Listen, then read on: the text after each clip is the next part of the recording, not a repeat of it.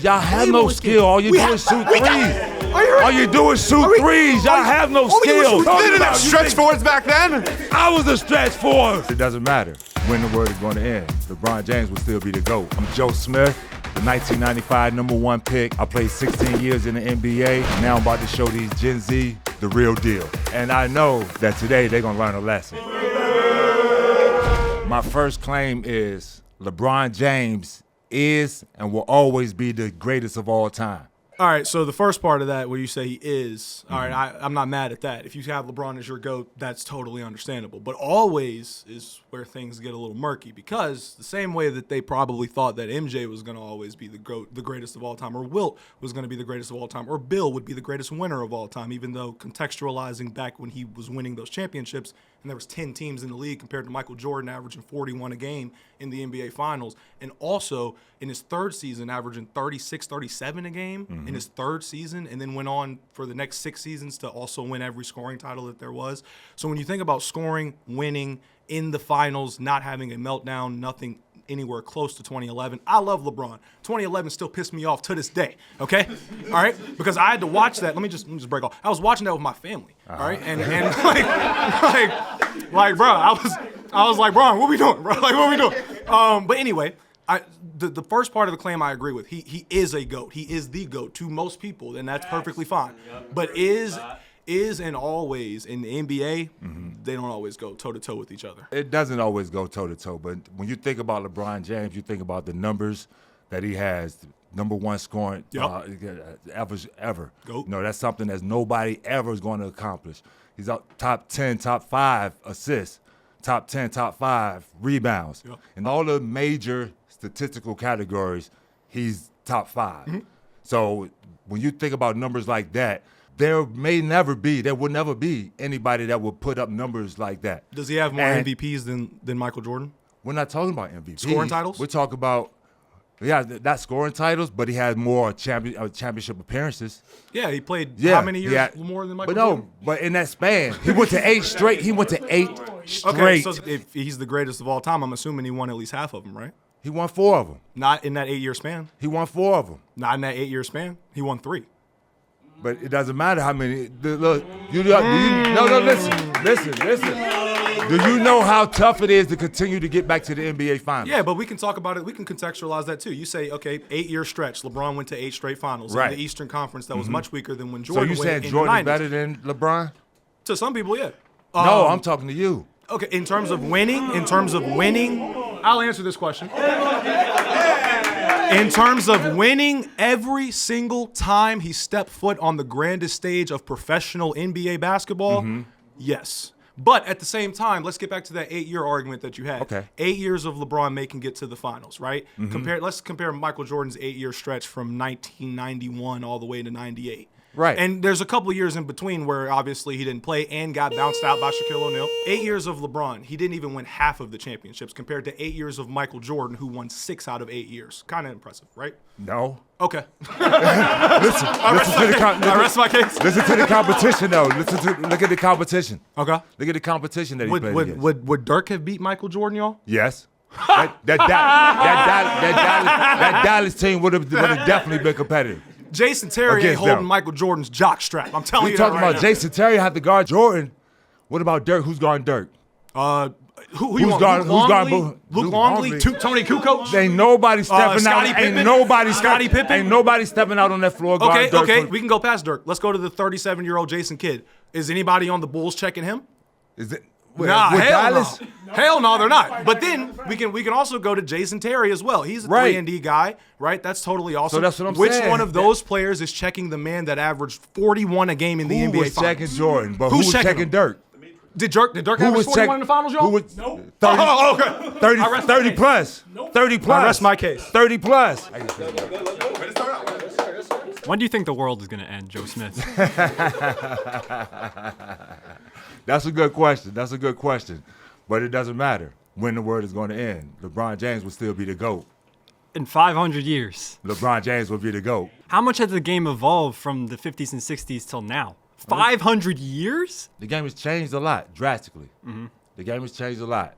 But according to the way LeBron came in, the way the game was played then, and the way the game is played now, how he's able to adjust his game to every scheme, every way the game is played, from the rule changes to everything that the game is trying to do to kind of eliminate what he's able to do. I mean, because they know that they brought in a three-point shot. They spread the floor. They try to do different things to allow the game to open up for other people because they knew that LeBron James was one of the best when the game is played the right way. Yes, I understand if we're talking about 50 years from now, because LeBron James is, although he's had different peaks, he's had a defensive peak more with Miami. He's had more of a scoring peak, more of a playmaking peak later in his career, passing peak later on.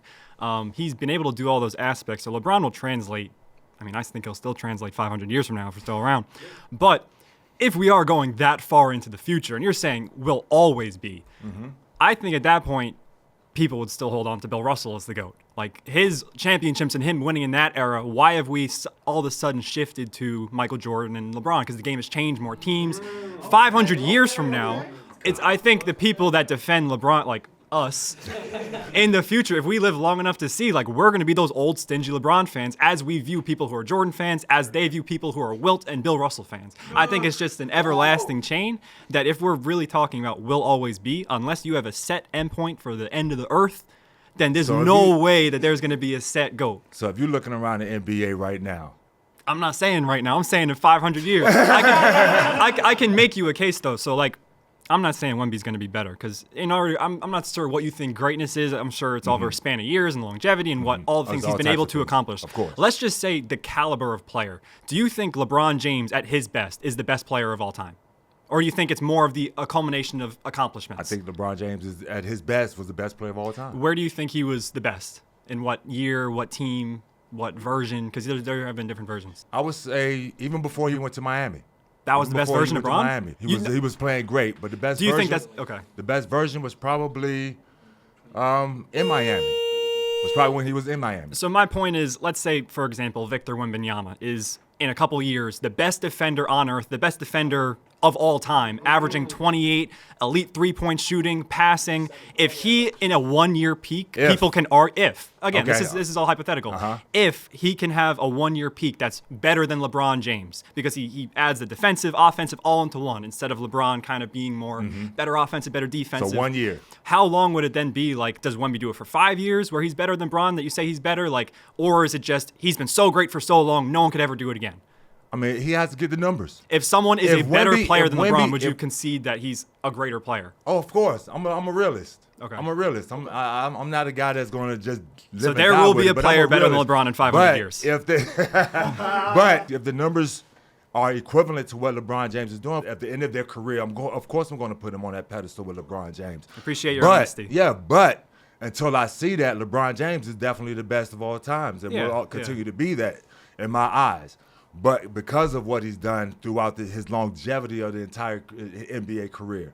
I mean, he came in as a young, 19-year-old kid with a lot of weight on his shoulders. It'll be tough to match his resume. I mean, it's going to be tough to match his resume. And at the end of the day, it's going to be tough to match those numbers. Yeah, and someone in the next millennium will do it. We talk about his 10 trips to the finals and how many he lost, but that people don't realize, people don't understand. To get to the finals that many times throughout a career is incredible. We got Hall of Famers that never made it to the NBA Finals. Yeah. We got some of the greatest players that never won a championship, never seen the NBA Finals. And for you just to think that is just the hero or end all to what they both made to the game, then I mean that's just not showing the basketball experience that you should. It should be based on more than that. Sounds good. We got the jersey. I was going fast. How you doing? I'm about to be on your side. Cause listen, I don't think anybody's touching LeBron. Cause what people, I'm sorry, I love you guys, but I gotta go against them real quick. You know what I'm saying? They want to talk about somebody coming in 500 years when LeBron came out of high school LeBron. He hasn't had a significant injury since Solomon Hill's weak ass ended up injuring him. So you know how impressive it is for LeBron to play so many years without getting injured? Amazing, incredible. You talk about Victor Wembanyama. Wembanyama has still yet to play a full season, and we're still talking about his potential. And I cannot gas it up anymore because as great as the game is getting, it's awesome. there's still more and more players missing games. There's a lot of load management going on, and that's what people forget. You know who doesn't load management? The guy that is about to go into year 23. Still. Yeah, year 23. Nope, they made a new rule where you got to hit 65 games to get your awards. Who was All-NBA second team in his year 22 season? LeBron, Raymond, James. What are we talking about? The only thing that should be a discussion is why wasn't he All-NBA first team after leading the Lakers to the 3rd seed over in the West? I got a stamp of approval. My next claim is rule changes made the league soft. Is this thing on? Okay. Let me turn this thing on so you can hear me clearly. Okay? Yeah. So my argument is I think you're getting things mixed up with we're just way more skilled now than you guys were way back then. That's why it seems like we're softer. But really, we're not. Actually, as a matter of fact, wasn't Michael Jordan the guy that was complaining about the league was too aggressive? People didn't know how to play defense. They kept throwing them in the air. He was the one on the newspapers all over. They were saying that, Michael Jordan was complaining that the rules need to be changed. Things are way too aggressive. So honestly, I don't really know about that because, in my opinion, because I play basketball myself. Okay, I play high school, varsity, and college, and it's been very aggressive. None of us are soft. We can really play this game to the T, and we play with aggression. None of us are soft. Y'all get plucked upside the head. You out 2 weeks. What do you mean? What? That's for me before I get into my spiel. Really? I didn't see load management like he just said. Come on. That's now. part of being soft. That's not being soft. Let him go. Let me hear what you have to say. I want to hear this. I got drafted in 1995. Okay. I played to 2011.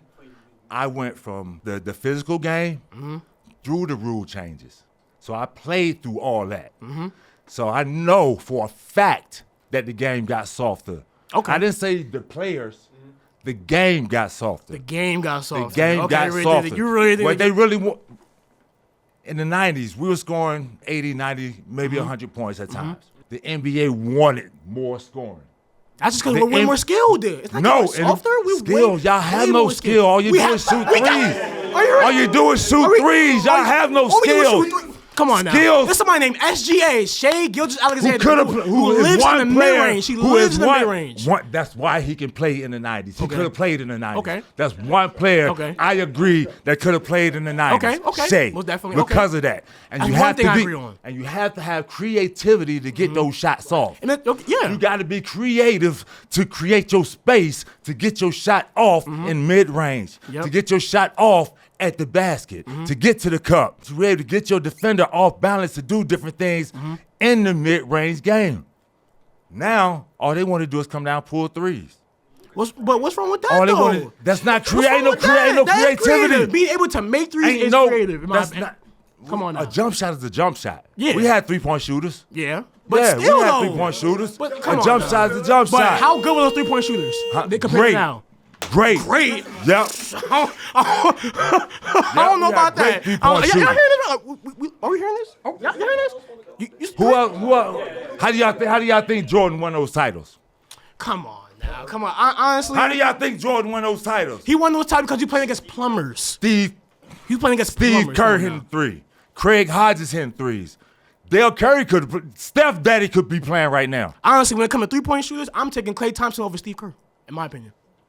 Not just me. I just want to say it's an honor to meet you and to Man, meet you, pleasure's mine, man. Pleasure's mine, bro.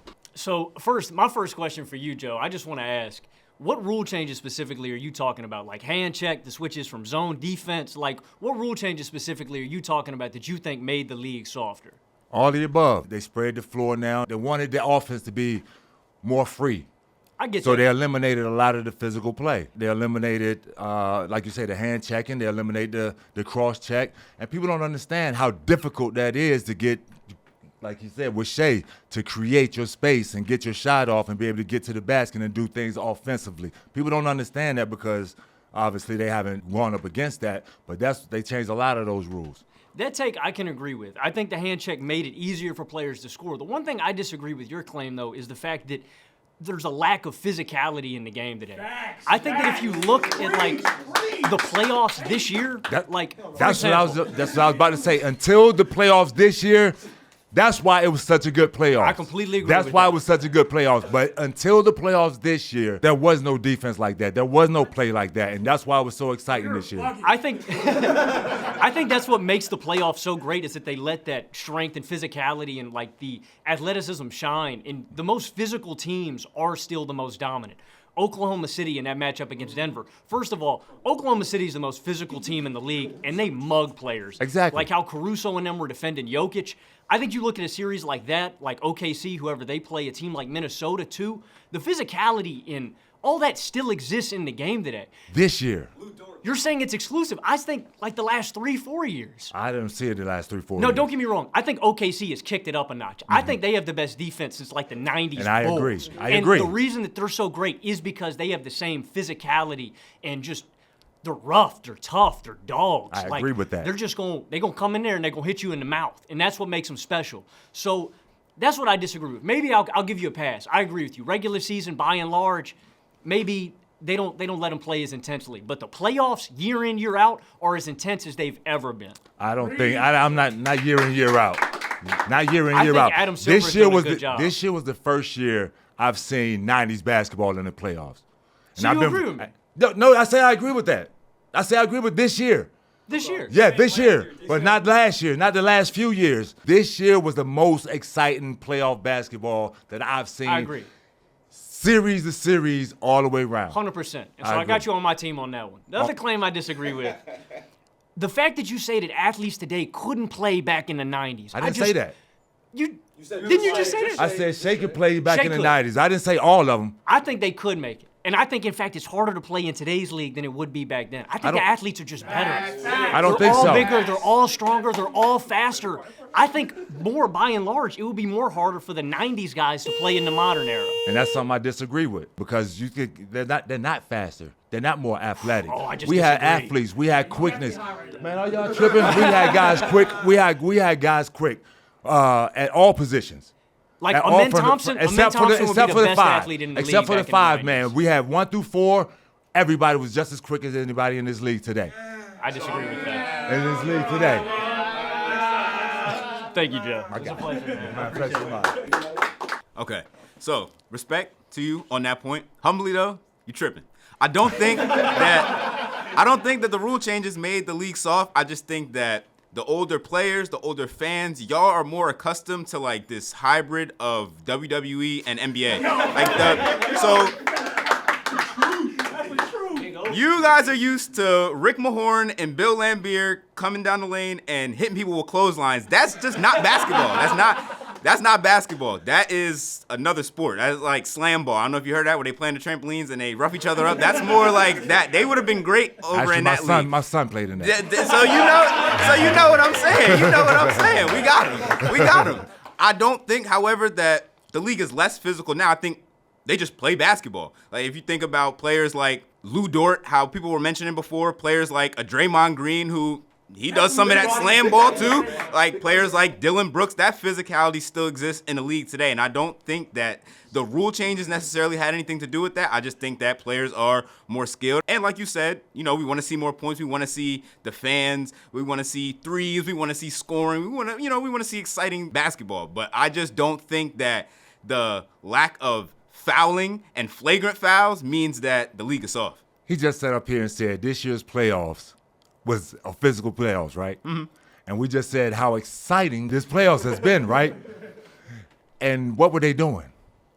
They were out there being physical. They were out there bumping. They were out there banging. They were out there nothing easy. That's what basketball is. Okay. Nothing easy. Okay. And that's how we play. Nothing easy. Now, y'all give up layups. Y'all give up drives to the basket. Olay defense. Go. Score when you want to. I'm going to score on the other end. Defense is not being played at a high level on a consistent basis until we just talked about like the playoffs. All season long, teams are just scoring 140, 150.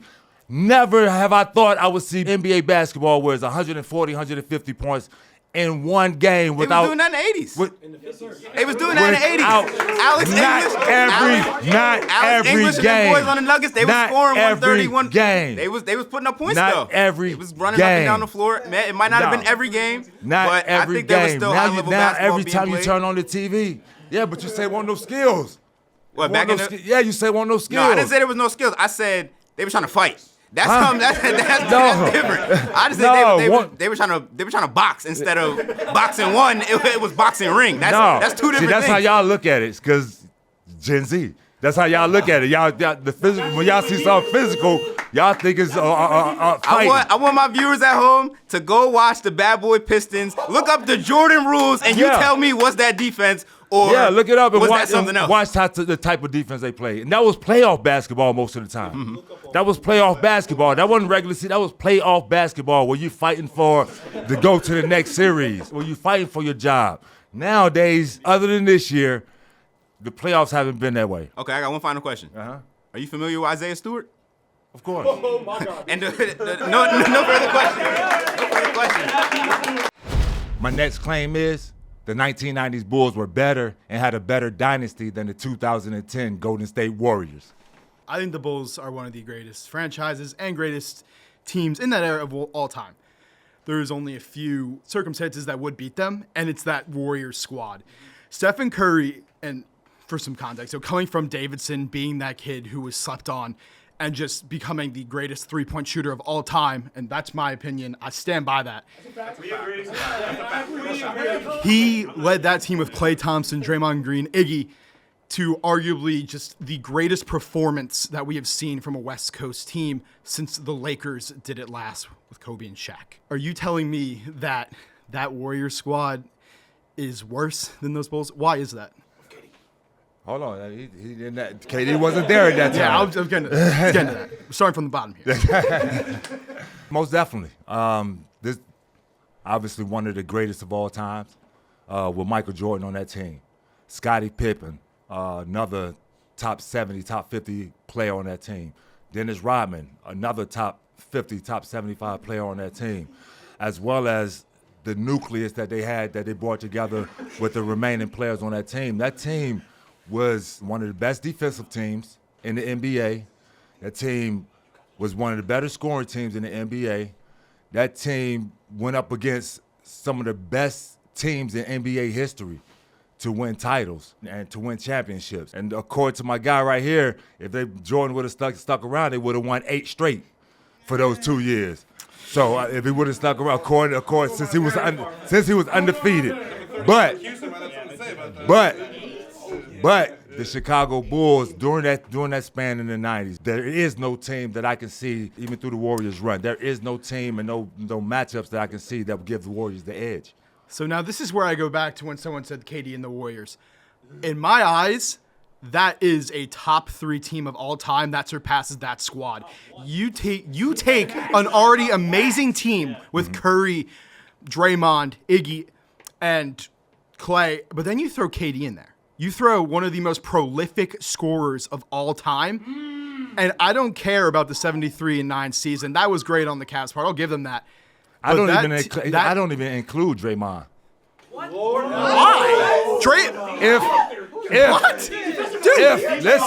Listen. If Draymond was matched up against Dennis Rodman, Draymond won't stand a chance. I love Dennis Rodman, but I disagree. Dennis Rodman, his only thing was rebounding. Draymond Green could do so much more than just play defense and rebound. And defend. Draymond Green, when the last time y'all seen Draymond Green get 20 rebounds?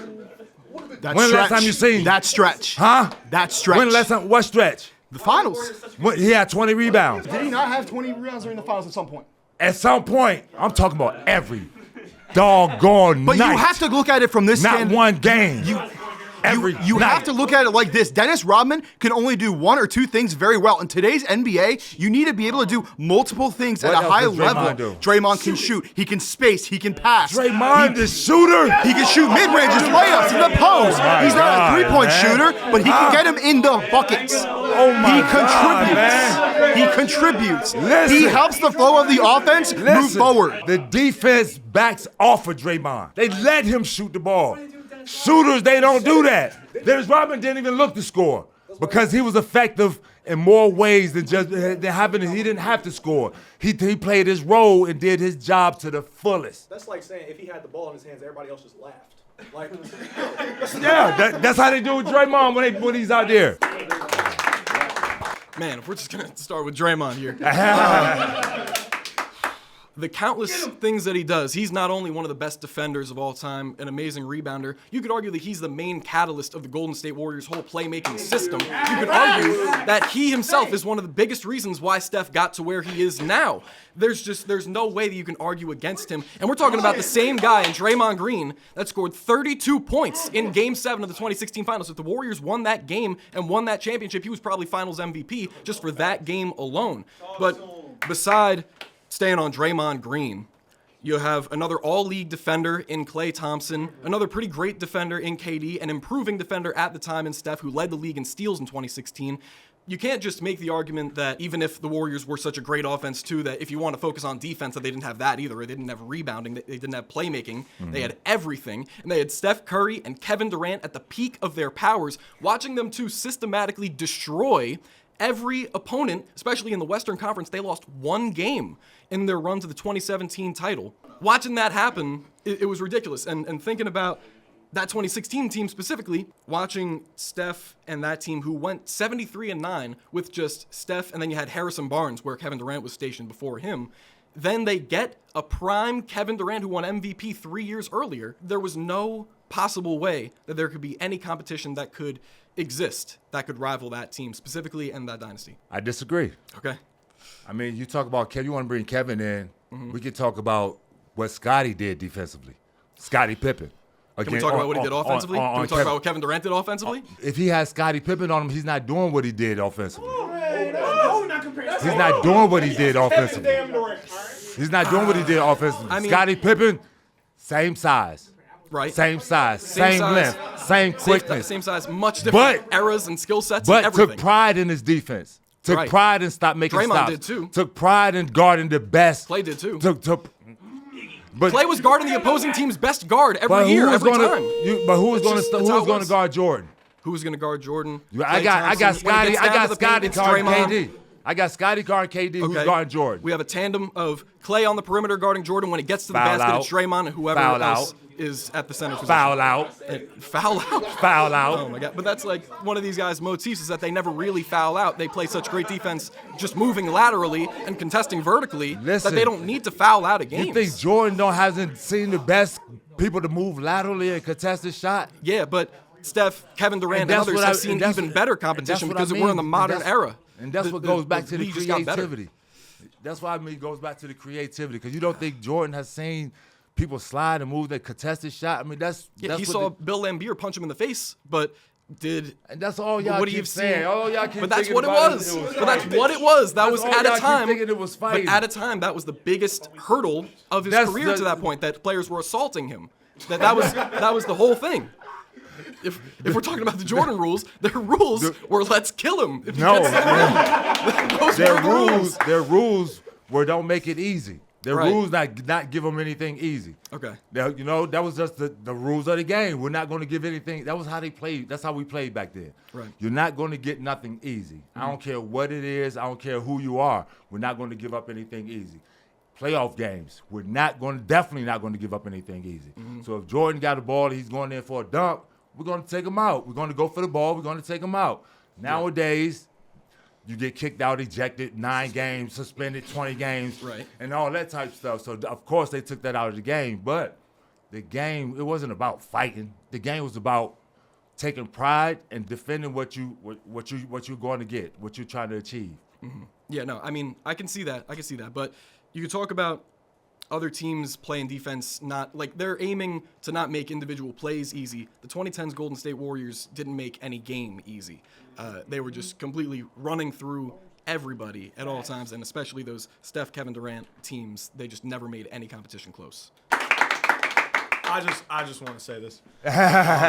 Two things. In that, what I gathered was that the 90s Bulls were better than the 2010 Warriors, in your opinion. There was another team the last time I was up here from 2010, I think 2011, the Mavericks. You said that they would beat the Bulls. You said that nobody would be able to stop Dirk. So I have a hard time believing that if they won't be able to stop Dirk, a 37-year-old, Jason Terry, that Steph Curry, Kevin Durant, Klay Thompson, the greatest three-point shooting team in the history of basketball, are they going to be? Now you did bring up Steve Kerr, cute, but and even though Steve Kerr is Curry's coach, like we're playing the hypothetical, it's whatever. I don't see Steve Kerr making more threes in a final series than Steph Curry. I don't see Steve Kerr making more threes in a final series than Kevin Durant. I don't see him making more threes than Klay Thompson. And I might throw Draymond in there just for the fuck of it. But I genuinely don't see that. Now, Michael Jordan, he might average 35. Ain't nobody stopping him. Scottie Pippen might contain, and I put in quotations, Kevin Durant. Ain't no Mike. Name one person besides Tony Allen you ever seen stop Kevin Durant. He never went against Scottie. Man, he went against He Tony never went Allen. against Scottie. Scottie Pippen. Listen, how many defensive player of the years does Scottie have? Listen, he None. has numerous. Tony Allen, 6 inches shorter than KD. Mm-hmm.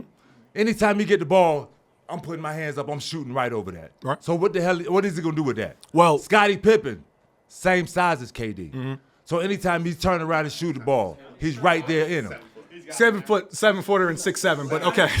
What you Well, mean? Scottie was like 6'8". I give him 6'8", just, 6'9". and just as long. Yeah. Okay. Fair makes point. a Fair point. difference. Now let me ask you this question: all of Scottie Pippen's, y'all want to listen to this? Let me get this final point off. All of the things you just said about Scottie Pippen's height, his length, his wingspan, all of that.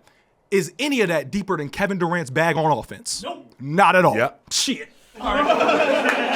My next claim is All-Star Weekend is just pointless. Shit. I'm with him.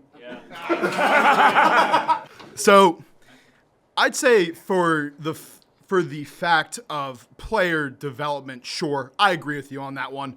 But there's one thing you got to keep in mind: the NBA is a business, and when they do things like a dunk contest where you have Aaron Gordon dunking over a car, you have my boy Mac doing crazy dunks. Like, hear me out. It's more of a show thing than a talent show off. I mean, you have the All-Star game, which it's fun to watch, but recently it's been okay.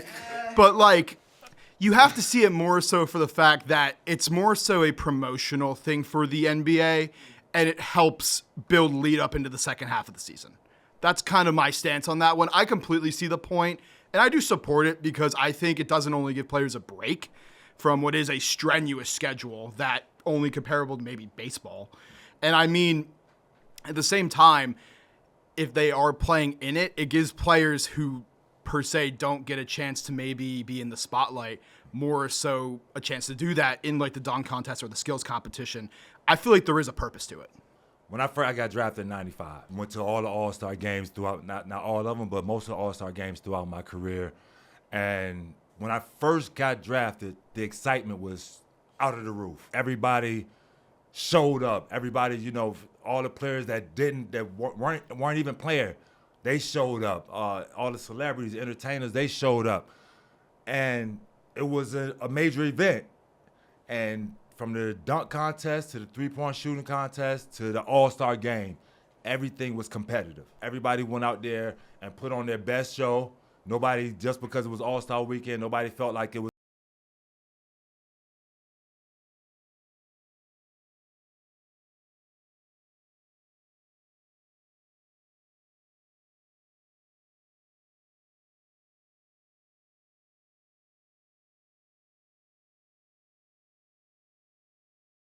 just send everybody on break, let them get their rest, and then just come back for the second half of the season instead of just continually trying to wasting 3 or 4 days where you're not going to see too many more different dunks. The three-point contest is almost depends on who's in it. You almost have an idea who's going to win it. The All-Star game itself, they're searching for an answer right now, year in and year out, as far as what they can do to keep it interesting for the fans. So, I mean, if you ask me right now, it's just almost like a wasted few days in the middle of the NBA season. I mean, they put the cup in the midway point. They put the cup in, and then they come back with the All-Star game. The cup is more exciting than the All-Star game because they really plan for something. So, I mean, it's almost like just get rid of it. You know what? I respect the take. I got it. This time I'm not gonna agree with you. Although you are right in some aspects of it, but I think the All-Star weekend, because you said weekend, I think it's crucial. It's vital to just basketball in general because it gives us as fans a break to just like enjoy hoops. And I don't know about some of y'all, but I look forward to the three-point contest all the time because I want to know who the best shooter is in the NBA. You know, and it's not always like the best shooter wins because that's not always the case. I watched Buddy Hield have to hit the last freaking bucket to win his three-point contest. I think Joe Harris has a three-point contest. He's out of the league. Like we got like there is an element of surprise that comes with the three-point contest, which I love. Like we need that in the sport. Like it's just getting these different stars, you know. Of course, Curry's not always going to be there. Klay Thompson's not always going to be there. But we're in a shooting league. We get new players. We get new shooters. Maybe Wembanyama wants to do a three-point contest. I know I'm tuning in for that. You know what I mean? Like, come on, man. That's just fun. It's fun. But that's just one event, though. Of course. That's just one event out of the whole weekend. It is one event. You know? And one thing I will say, they should definitely get rid of the dunk contest. Let me get a 1v1 matchup in All-Star Weekend. Now, that would be cool. That would be cool. But All-Star game. But But then you got to think about just like what they're doing now. How serious are they going to take that 1v1? I feel like it's gonna. I don't. Maybe in the beginning. A lot of people would probably decline that because they don't want to be embarrassed in that 1v1. It's almost like you're really just taking a shot. You don't know if the guys are going to, you know, be respectful enough to even go out there and compete in the 1v1. Depends on how much the money is or how much the pot is. You might not get your best players out there. Of course, but you know who will accept the call? Bones Highland, Cam Thomas, my absolute hoopers. Some hoopers, man. Some dudes that were ready to break ankles because we're in a clip generation, man. We want the highlights. I don't mind if I don't get KD, well, who's man. going to tune in for it? I will. Hey, man. Let me see. Oh, my God. You got Tween Hezzy by Cam Thomas to I'm in there, man. That's just like I would tune in. I personally would tune in. I'm sure not many people, you know, they want the big names. But it's all about like new innovations. That's what the NBA is still doing. I agree with that. Great. I agree with that. But the format now, just a wasted weekend. I agree, but at Just one a wasted point weekend. point it was perfect. No, it was. That's what I mentioned earlier. Of course. It was, I ain't gonna say perfect. It obviously, everything has some things that need to be worked on. But it was to the point where the excitement from the fans was always there. Like it was no riding the fence. So it was no maybe I'll tune in, maybe I won't. Everybody was tuning in because they knew they was getting, you know, something good out there on the floor. What I would love the NBA to do is recently, I don't know why they got rid of it. They introduced the Kobe rules to the All-Star game, and that was one of the most fun All-Star games ever. When they had to score 24 points in the fourth quarter to win the game, we saw elite levels of defense. We saw a LeBron James game winner. That was the formula, and they got rid of it. I don't know why, but that was fun. Now I promise That you, was if, awesome. if the games get back to that competitive nature, then I'm all open for it. But as of right now, that's not what we're getting. That's not what we're getting, and it's almost like we're running out of ideas. You know, we're running out of ideas as far as what type of events we're going to have during that weekend. I mean, obviously the slam dunk and three-point contest is going to be there, but as far as the game, we're running out of ideas to keep the game competitive. So I just got to go real quick on the one-on-one point, the players not being competitive, not want to go. Mr. Joe Smith. Yes. 16-year vet. Yes, sir. 1995 draft pick. Yes, sir. Are you turning down a fade? The one-on-one on national TV? Are you turning down the fade? I would never turn down the fade. Let's give your NBA brothers some credit now. Like they're not gonna turn down the fade in front of the Huzz. Like they're gonna go out there. They're gonna go out there and hoop because the camera's on them. You want to talk about a big crowd? You playing in the finals. More people watch the finals than the All-Star game. Bro, you got people that don't even want to go play outdoors right now because they scared they're gonna get faded on camera somewhere. So what you mean? They're not gonna accept the challenge. Any excuse they'll come up with, anything they'll come up with. I'm injured, my back, this and that. People don't want to be embarrassed on camera, and you guys, Gen Z, y'all know that for a fact. Y'all know that for a fact. And I ain't talking about just basketball. I'm talking about anything. Being embarrassed on camera, being embarrassed on your Instagram, being embarrassed on your ex, being embarrassed on all around on these social media sites. Not too many gonna step up for that. So, did they not say similar about the NBA Cup, where it's like, oh, the players ain't gonna take it seriously, it's a trick? All you had to do is give the players halfway an incentive and say, we're playing for X in the middle of the season. We saw Elite Hoops out of nowhere in November, just because we told them, hey, you're playing for something that isn't just a regular season game. You give them a nice little prize for a one-on-one, I think we see the same level of hoops. No, the cup is a little bit different. The cup is a little bit different. How so? That's because that's a team thing. Everybody's going to come together, especially if there's a trophy or award at the end of it. It ain't even about the money. It's about the award and having that prestige. We won the cup this year. They raised that banner, too. Yeah, exactly. So it's not even really about that money, man. It's about that team coming together for that one common goal. Now, the money is a bonus now. Don't get me wrong. The money is a bonus. But it's not about that. It's about that team coming together for that midseason finals victory, so to speak. You know what I'm saying? Yes, sir. And that can be a confidence booster for them for the rest of the remainder of the season. But it's not that individual one-on-one where I'm sitting here, I'm about to go up against you, and I got all these thousands in the stands watching, and everybody got their phone out. That's a whole different animal. That's good. Yes, That's sir. good. My next claim is the regular season used to mean something. Now it's just content, not competition. So I guess I'll start off by saying, why don't you think the regular season matters? Because of load management, because nobody takes the regular season serious, because so many games are being missed right now by a lot of you guys' favorite players, by a lot of the top players in the league. Missing games in the 90s and the early 2000s, that was something that wasn't tolerated. Not from your teammates, not from other teams, not around the league. You know, if you're healthy enough to go out there and play the game of basketball, then you should be out there on the basketball court playing the game of basketball. You're getting a paycheck, so you be out there on that court playing the game of basketball. Now, you turn your TV on, such and such not playing. This person not playing. This is not going on because they want to save him for another night. They want to save him for another game. Not because he's injured, not because he's going through something. It's because they want to save him for another different night. And that means that game that you're playing that night really don't matter. Like, you don't really care about that game. Yeah, but I don't think that means the regular season doesn't matter. I do sort of agree to your point. I think some teams and with certain players sort of have a long game in mind, whereas like it's more about preparing for the playoffs. But I don't think that means the regular season doesn't matter.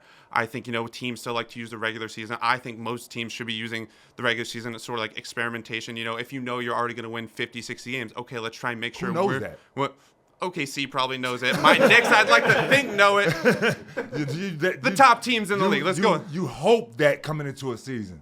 That's you don't know that for a fact. Fair. But I think I don't think, teams do sit players a lot, but I don't think that means the regular season doesn't matter. I just think, in an age now where it's so much about rings culture and so much about if you don't win a championship, you're literally the worst player in the world. I think teams, and that goes for teams too, right? Like championship is all that matters. And I think with the way games are played now, where I think we're seeing so many more injuries than ever, because I think because of the mileage, because of the way the game is played, it's more of a cardio-based game where there's so much running, there's so much stopping and starting. That's why we see a lot of Achilles tears nowadays. That's a fact.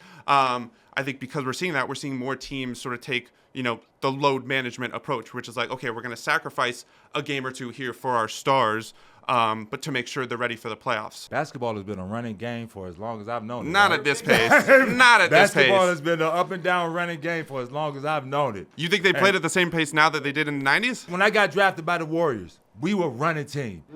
In the 80s, the Lakers was a running team. We had running teams that got up and down. Yeah, but not like this team. Wouldn't the 7 seconds or less Suns have the slowest pace in the NBA today? I think so. I don't think so. I think that's a fact. I don't think so. You have certain teams that get up and down that way, but not all the teams get up and down that way. The Warriors do. The Warriors get up and down that way, but it's not all teams that get up and down that way. But even now, you're still having to cover so much more of the court. You weren't having to run out to the three-point line to cover your man. What are you talking about? I switched on. I just telling you. You guys weren't switching back then. What are you talking about? What are you talking they didn't about? Have stretch forwards back then? I was a stretch forward. You were stretching out to the three-point line? Yes. Come on now. How many threes were you taking a game? How many threes were you taking a game? I wasn't taking a lot because it wasn't That's my point. Because it wasn't there. That's my point. I was a stretch four. That's my point, though. They're taking more threes, so you have to do it more often. So it's more wear. Wemby takes 8 a game. On God. Brooke Lopez, Miles Turner. Still had to cover just as much ground. If guys are shooting Just as much ground. Rasheed Wallace shot threes. Dirk Nowitzki Not as shot many, threes. though. I had to run all over the court. they're not shooting as many. It wasn't like that. Act like I never left. What's going on, man?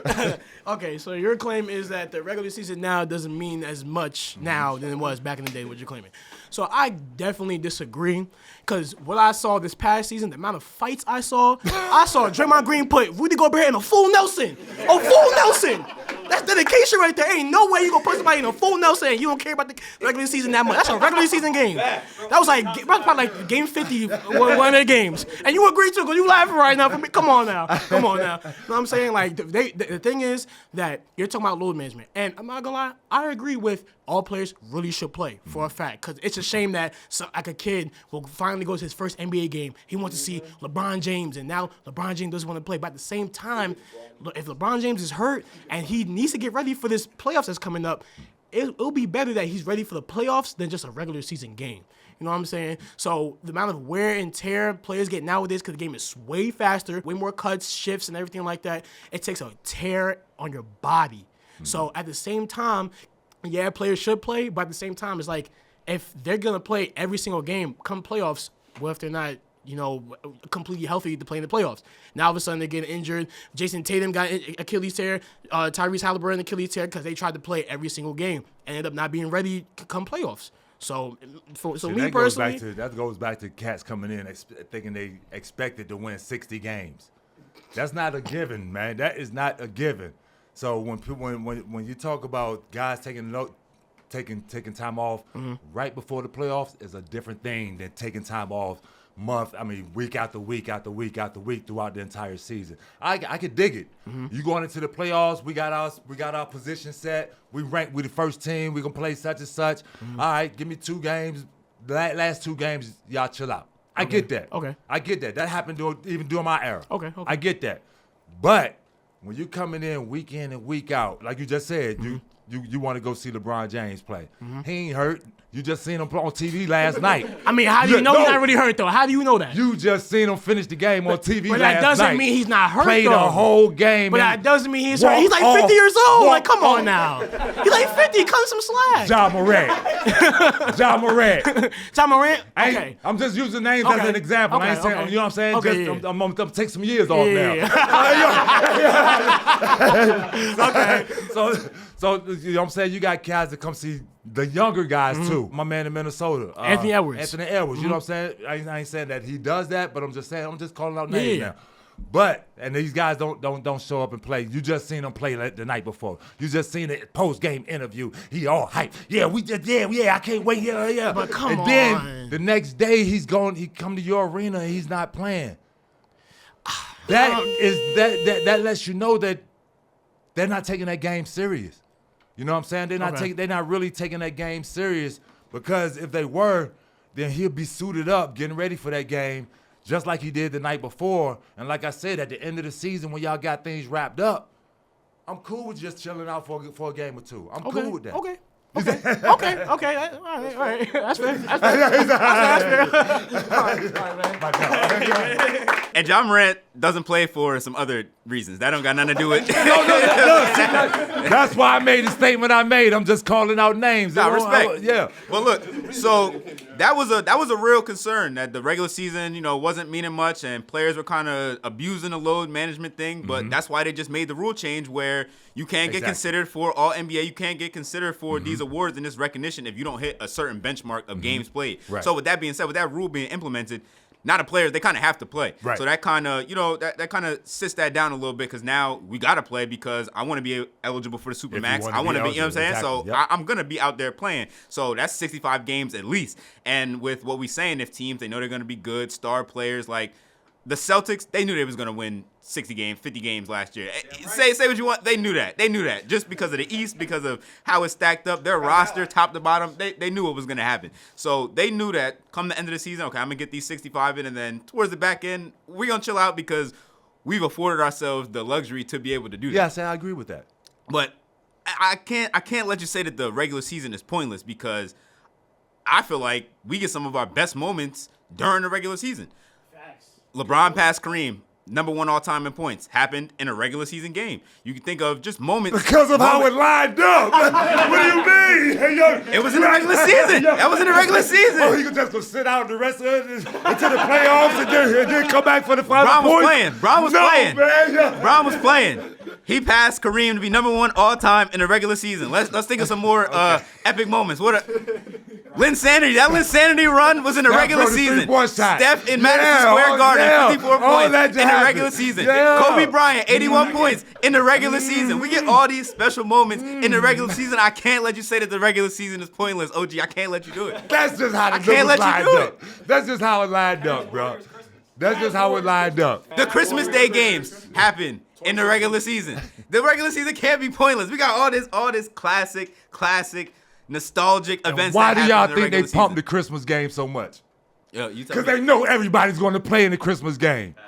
They know everybody's going to be there to participate in the Christmas games. Yeah. After Christmas, they don't know what's going down with these teams and these players. The next day, after the Christmas game, they might miss two games. They might let guys sit out a couple of games. But they know on that Christmas game, Christmas Day game, New Year's Day game, all those holiday games, they know when they put these games on TV, these guys are going to be there and show up. And that is in the regular season.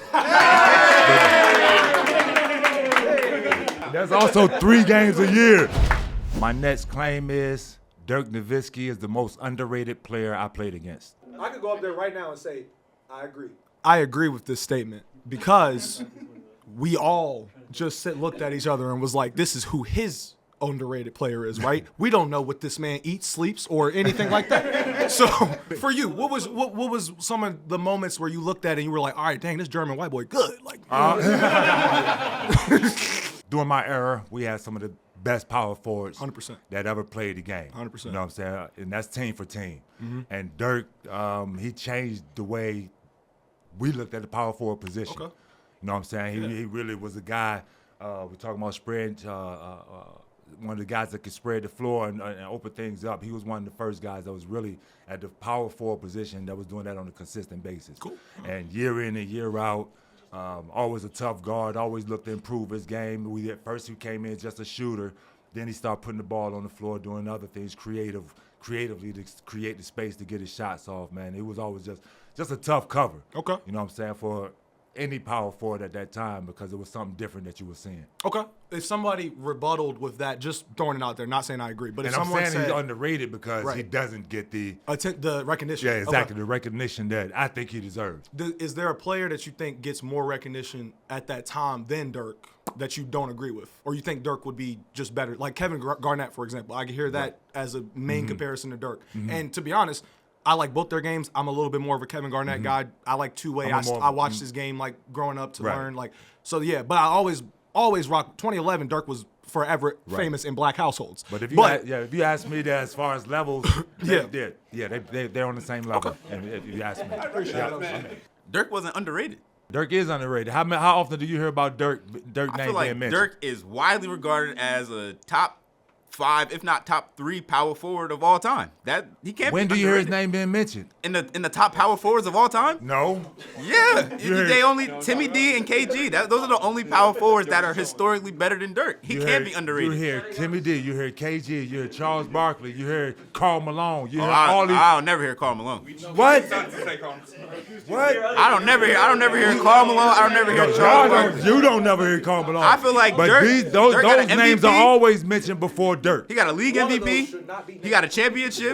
Several first teams. Like he's not underrated at all. There's Those other are players. his achievements. You name it. That's what I'm saying. People don't talk about him. I feel like people talk about Dirk.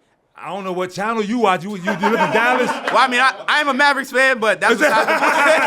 That's besides the point, though. Nobody Dirk talks is about widely him. regarded. They respect Swish 41. We do. Yeah. His peers. Yeah. We do. Oh, you saying the media? Outside, nobody else does. I feel like, nobody else. He's not that underrated. I feel like they give him his just due. I feel like there are other players like T-Mac, like a Steve T-Mac Francis. there's certain T-Mac players gets talked about more than Dirk. Okay. And Dirk don't even. I mean, T-Mac. You think don't even T-Mac have- gets talked about more than more Dirk? than Dirk, and Dirk does. I mean, T-Mac don't even have a championship. Right. I wouldn't talk about T-Mac before I talk about Dirk. But That's- okay, let's take but that's- T-Mac off the I'm table. telling you, that's the There will be conversation. other underrated players. Like if you think Dirk is a player that gets like critical acclaim for being a great player, for being a leader, for being the A guy on the championship team. So people look at him like he's that dude. There's other people that really didn't get the love that they might have deserved. Like I said, T-Mac. Let's take T-Mac off of it. Like Steve Francis. Steve Francis was nice. Steve Francis doesn't get rated like how he should. He doesn't stack up against the guards from that late 90s, early 2000s era. They don't talk about him. I feel like there's other players that you could have said besides Dirk. Just because I feel like Dirk, they talk about Dirk. No, they don't talk about Dirk. And I agree with you with Steve Francis. That's another one that don't get talked about. But they don't talk about Dirk as a champion, bro. You just named all the accolades that he had. Right. And usually when you have those type of accolades, your name is mentioned with some of the best out there. When you bring up power forwards, Dirk's name should be one of the first that you mention. Dirk's name is never one of the first that's being mentioned when you talk about power forwards. So that's why I say he's the most underrated. His name never gets mentioned. I think they mention him when you talk about greatest playoff runs in history. He's probably the first name that people go to. They talk about that 2011 team where they had to beat the Spurs and they had to beat the Thunder and they had to beat Kobe. Like he beat the best teams I was in the on West. that team. And the Mavericks. Dallas. Oh, I mean, Lakers. Oh, so you witnessed it firsthand. So I understand why you say that, but I think there's a plethora of other players that you could talk about as being underrated. Dirk is not one of those players. Dirk is one of those players. Respect. Yep. I want to check your temperature on Dirk. I want to see how nice you think. Obviously, one of the greatest power forwards of all time. Right. Like, if we were to put him in today's game, where do you think he'd rank? Top In five. today's game? Today's game. Yeah, it'd be definitely top between 5 and 10. You got Giannis or Dirk? Giannis, huh? Giannis or Dirk in today's game? Giannis or Dirk? Yeah. Come on, man.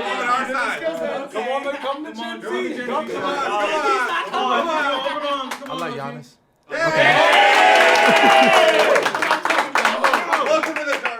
Welcome to the dark side. Peak for peak as an offensive player. Who's a more offensively gifted player, Luka or Dirk? You're talking about different positions now. They are, but I'm saying just over an I said offensive power talent. forward. Understandably so, but if we're comparing just the players of the NBA who are underrated or offensive forces in general, should be able to give a gauge of like who's the better offensive player, Dirk or Luka. Luka. I don't think you think that Dirk is that underrated then, because I think a lot of people, I mean, at least Gen Z, we give Dirk a lot of love, especially 2011. I don't think I don't hear. I don't never hear Dirk's Karl name. Malone's I don't name it. I don't hear Dirk's name being brought up. 'Cause I could And how have- can you compare Dirk and Luka? That's two different. They styles are, of but play. I'm saying they were both And Mavericks. Luka gets his credit. Luka gets his credit. Absolutely. Luka's not the one that doesn't get his credit. I just want to make sure you know, like, not what to was say the first that, one you asked me? Giannis Giannis. gets his credit. understandably, your takes are very solid on this. I was just curious because there's people who will take Dirk's scoring ability, which probably top 10 scorer of all time, but then just imagine this passing and defense and not taking it at face value what it is one of the best scorers ever, where so many players in the game today are much more multi-dimensional as a Luka with the playmaking and the scoring, which it seems like you tend to agree. But no, like I said throughout my take, Dirk improved that throughout his career. When he first came in, I said that he was just a shooter. What else did he add? As a scorer or like other aspects? Because he was not a great passer in my opinion. No, put the ball on the floor. Putting the ball on the floor, Sure. creating the space, creating the shot off the dribble. Sure. He was not just a spot-up shooter anymore. He was able to create Yeah. his own shot. Now, as far as creating for somebody else, he was the 4. Okay. So most of the time, whenever the offense ran, it was ran to him to get him his shot at whatever spot that he was in. Sure. So he wasn't out there to create. He was out there to be created for. Sure. Joe, who else is on that list of players from your time that you think aren't talked about enough? Who else is underrated? Zach Randolph.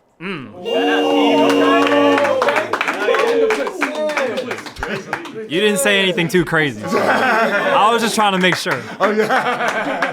A Real quick, I just wanted to add in on the Dirk point because I don't know if it's fully appreciated by Gen Z because I don't know if like everybody fully like watched Dirk. No, he didn't have like the raw playmaking value of like a Luka the way we're talking, but his overall offensive impact went beyond just like the counting numbers. Like after Steve Nash left Dallas, Dirk still let out multiple number one offenses, and I think that kind of conveniently gets overlooked when we're just talking about like his skill set. He had gravity. The way people talk about like Steph, like Dirk had gravity that made the offense overall as a whole way better. I just wanted to get that out. I wanted to ask too, some other underrated guys. What do you think about like Ray Allen or like Reggie Miller or like Steve Nash? Because he was talking about the like offensive engines, the kind of perimeter shooters that don't get appreciated enough. Right. I feel like those guys would kind of be in that bubble to me too. Most definitely, especially during that time because, you know, those guys hit a lot of big shots. You know, those guys hit a lot of shots and big moments.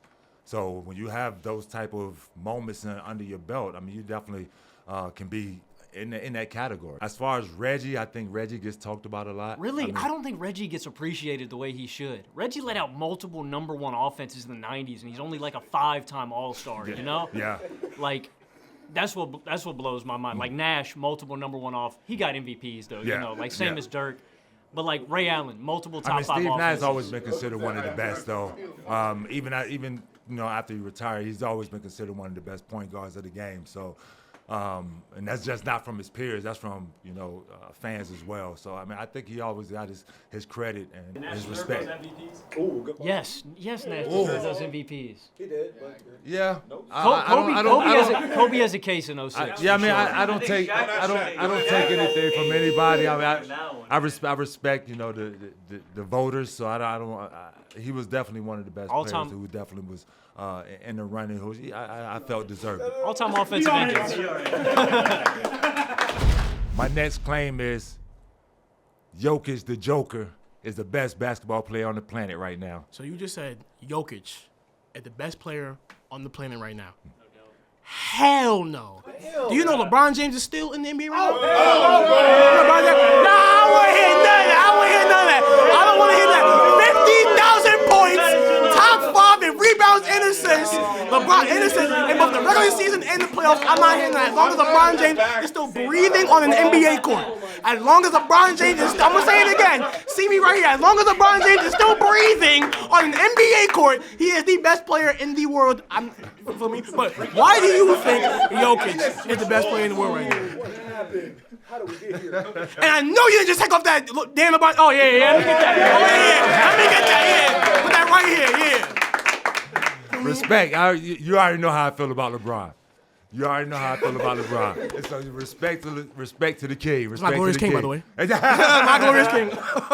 But nobody's in the game. Nobody in the game is doing what Jokic is doing right now. Okay. Who can give you 30, 20, and 20 on any given night? Damn. No. Not even Luka.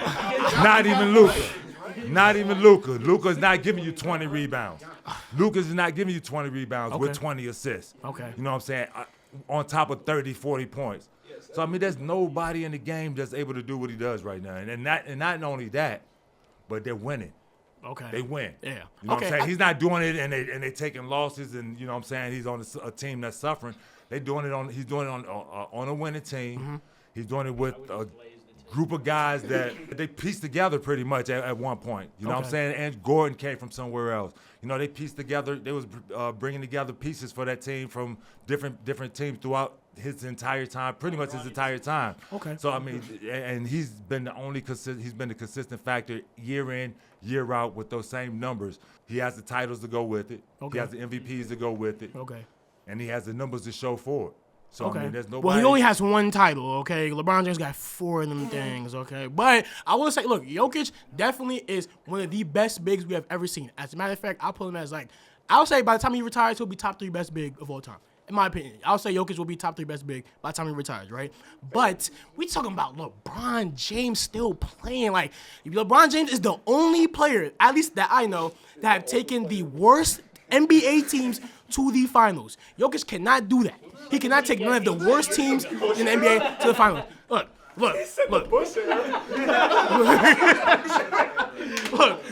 Look. LeBron, since he's got into the league, LeBron has been the greatest. Since he's gotten to this is his rookie year.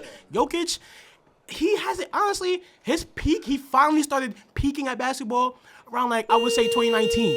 2019, 2020 is when Jokic finally started peaking. LeBron James has been peaking forever. Forever. He's been the best. Didn't they play in the playoffs twice? And It's a team game. It's not a one-man game. If it was LeBron James playing by himself, he would have won that. Okay? And then I'm about to say in that playoff series, I could have sworn Jokic had a dominating playoff series in that series. Can we not talk about that? I still get PTSD from that. Yo, Jokic, I hate you for that, man. But no, it's just an all-around performance for me, man. I watch the skill set, watch how he plays the game, man, and I played against a lot of the greatest, man, and I've never seen nobody do some of the things that he's able to do, bro. So that's it. Respect that. So, I actually agree with a lot of aspects of your point here, but there's two names that come in my head when I think of people who could potentially surpass or already have, and it's debatable, but I got two right here. I just want your opinions. Anthony Edwards and SGA. I love them both. Both have that 90s type game. Both are able to create their shots off the dribble. Both are able to get to the basket. Both are athletic and great players, man. And I respect and I admire their games. I love both of them. And it's one of those things where it's like, I think in terms of big men, Jokic probably is the best big man in the NBA right now. I stand by that, and I agree with your points. Just there's no one else doing the things that he's doing. But take other positions into perspective. I feel like arguments can be made that there are other game changers who have helped push teams forward to that next step. I mean, Shai has been insane. I mean, look what he just did with the Thunder, right? I know they had a great team surrounding him, but he's been stellar, and he looks like to be the future of the NBA. Anthony Edwards, every year there's a criticism with him, but he just keeps getting better and better. I think that Anthony Edwards has potential to be the next Michael Jordan. You would have to win 6 of them. That's Yeah, true. That's a bold statement. It is bold, but I think it's possible. I see a future where it does happen. Do you agree with this? I don't know about the 6 championships, but Anthony Edwards is definitely a top talent, and as well as Shea. But Shea, who obviously won the MVP this year, so you can't take that away from him. He had a tremendous year. They had a tremendous year as a team, winning the finals. But I mean, the numbers that Jokic is putting up on a nightly basis, and he's not one of those load management guys. He's out there doing it all the time, every night, and not even the most athletic guy. And he's still out there putting up numbers the way he's putting up numbers, man. And it just his feel for the game and how he's able to create and make other players around him at the center spot better is something that you really can't account for. I agree. So for this, I'm glad he didn't say, but instead of Ant or Shea, I would point to Luka Doncic. And we shouldn't be distracted by the whole fiasco getting traded from the Mavericks, and that was the season when he was hurt. So, I know the business of the game, so I don't even get distracted. But if we look at the year directly before that, in 2024, was his healthiest year, his most efficient year, and when you talk about numbers, like from a pure numbers perspective, he was putting up basically 34, 9, and 9, and close to 2 steals a game too. Like him and Jokic are comparable defenders in the way that they don't impact the game that much, but in certain areas they do. Where Jokic it's towards the basket, but Luka is in passing lanes, and he can get close to 2 steals a game in any given season. And again, hit his threes at a great clip, and played the most amount of games. So I would just say, if you're looking at it from a straight numbers perspective, Luka is a guy, like you were saying before, Jokic should give you 30, 20, and 20. And he gave you 30, 20, and 10 in an NBA Finals game. But Luka gave the Knicks 60, 20, and 10 a couple years ago against the Knicks, I remember, as a Maverick. So as a guy that can just put up those raw numbers, I would look towards Luka. That's a good point. I mean, that's not a bad choice. Luka's not a bad choice. But at the same time, I mean, we all get up here. We all keep calling out one game here, one game there. This guy put up 30, 20, and 20 2 or 3 times in 1 year this year. Yeah. So I mean, we can't just go off 160, 20, and 10 that he had in the Garden. But it's not like that was a fluke for Luka because I'm not saying career-wise, it was a it's fluke. like 28, 8, and 8 for his career. I'm So not it's saying not it was like a there's a crazy drop-off. I'm not like, saying it was all a the time. fluke because, like I said, Luka is a top talent. That's a good point. He almost had a 73-point triple-double too. So that's something. Jokic ain't never did that. I don't know if Jokic is doing that. He could. He most likely probably could. I believe Jokic almost. Maybe not 73, but he gets 50 plus with triple doubles now. Yeah. It might not be 70, but that's not nothing to sneeze at either. Totally. And like I said, that's something that he does consistently, not just once here, once there. He does that consistently on. Maybe every other week you might get a 30, Right. 20, 20 But out of game I out would of say it. that Luka, it's the same thing, and specifically Luka that, gets triple doubles. that his game too. It's like obviously Jokic is perimeter oriented too, but for Luka coming from that position directly, he can have more of an impact on like the pure assist numbers. Of course, Jokic is like the main offensive hub there too, but. I mean, yeah, for the Luka most gets his part, they'll triple let him dou- get the rebounds and He they'll get his let him get the triple doubles. assists. I'm not saying he So doesn't. He the get- 35 a game, it's easy at that point, but it's just all the rest of the assist rebounds, like getting up and steals too. Like that's something that Luka is more than capable of doing, Right. regardless. So it's even if it's not Luka's better, it's not like they're neck and neck. Like it's not that big of a drop off. Specifically when you think about Luka dragging a team to the NBA Finals that really had no business being there because of how Kyrie performed and Right. the supporting pieces. So he's just saying he's a guy that's led a team to the finals too. So and I'm surprised they even took a game from the Celtics. Based I mean, on we can look at how Luka. those We guys can were. look at Shea. I mean, I just said Shea is another example. That that he's an MVP. He won the MVP this year. Yeah. But at the same time, the consistency with the numbers is what outweighs everything else to me. Right. The And I don't consistency. fight you on that. I don't fight you at all. Who do you have winning the championship this year? To be honest, I have no idea. But if I had to go with somebody, I would say OKC again. Yeah, not a bad option. But I mean, West I was keeps getting waiting on better. that. But hey, West keeps getting better every day. Yeah. And Houston's coming. Denver's coming. Yeah, I again. like Houston as Denver's well. my favorite personally. Yeah. So it's not like it's going to be an easy feat going. Yeah, back. no question. His fifth ring. Not this year. Not this year. Man, what I learned from Gen Z today, man, is that they know their stuff, man. Talking about, they came with it. A lot of them surprised me. I didn't think they knew some of the names I was going to throw out there, but they knew exactly who I was talking to, and I give them a lot of credit for it. Yes, sir.